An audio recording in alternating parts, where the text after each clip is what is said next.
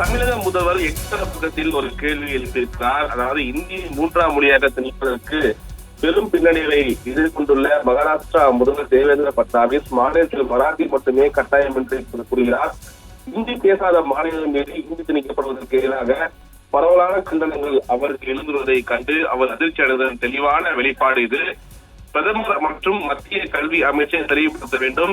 தேசிய கல்விக் கொள்கையின் NEP மூன்றாவது மொழியாக மகாராஷ்டிராவில் மராத்தியை தவிர வேறு எந்த மொழி கட்டாயமில்லை என்று அவர் நிலைப்பாட்டை மத்திய அரசு அதிகாரப்பூர்வமாக அங்கீகரிக்கிறதா?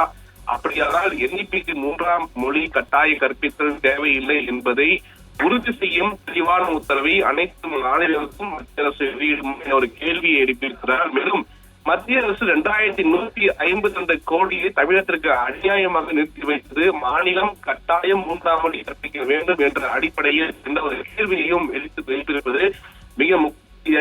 தொடர்ந்து தேசிய கல்விக் கொள்கைக்கு எதிராக தமிழக அரசு பல்வேறு முனைப்புகளை காட்டிய தமிழகத்துக்கு கொடுக்க வேண்டிய நிதியை மத்திய அரசு நிறுத்தி வைத்திருக்கிறார்கள்.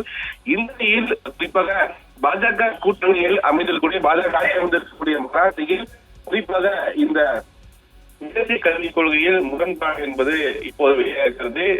மராத்தி மொழியை புறக்கணித்து இந்தியை கட்டாயப்படுத்துவதால் மாநில மக்களின் மாநில மொழியின் மீது பாஜக திணிக்கும் நிகழ்வாக பார்க்கப்படுவதாக தொடர்ந்து பல்வேறு விமர்சனங்களில் தமிழகம் முதல் கேள்வி கேட்டிருப்பது மிக முக்கிய செய்தியாக பார்க்கப்படுகிறது.